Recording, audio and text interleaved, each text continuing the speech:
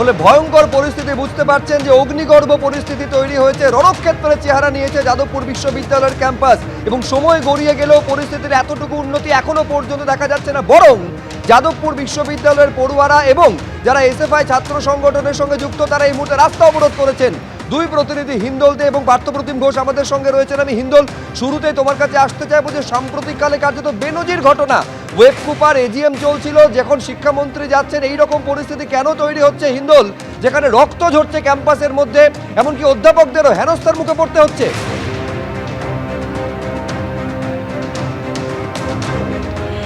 একেবারেই সুপ্রজিৎ, তোমাকে বলে রাখি যাদবপুর বিশ্ববিদ্যালয় ক্যাম্পাস কিন্তু একেবারে অগ্নিগর্ভ হয়ে ওঠে এবং তোমাকে বলে রাখি শিক্ষাঙ্গনে কিন্তু আবারও রক্ত ঝরল। এবং এই যে ঘটনা ঘটেছে, যে ওয়েব কুপার একটি যে অনুষ্ঠান চলছিল,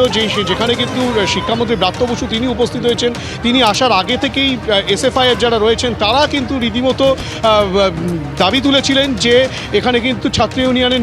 যে নির্বাচন, সেই নির্বাচন করতে হবে এবং সেই দাবি নিয়ে তারা কিন্তু প্রথমত স্লোগান দিতে থাকেন এবং ওয়েব কুপার সদস্যরা তারা বলেন যে শিক্ষামন্ত্রী আসবেন, এখানে এগুলো করা যাবে না। এবং কিন্তু একদিকে যখন এসএফআইয়ের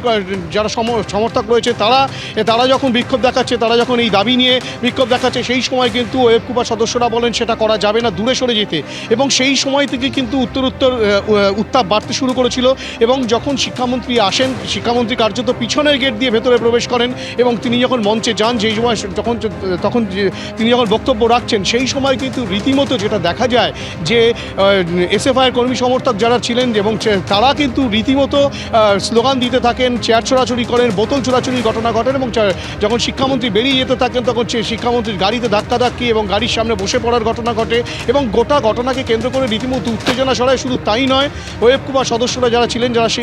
অধ্যাপক ছিলেন, তাদের সঙ্গে ধাক্কাধাক্কি, মারামারি, বেশ কয়েকজন আহত হওয়ার তেমন ঘটনা ঘটে এবং আমরা যেটা দেখতে পাই যে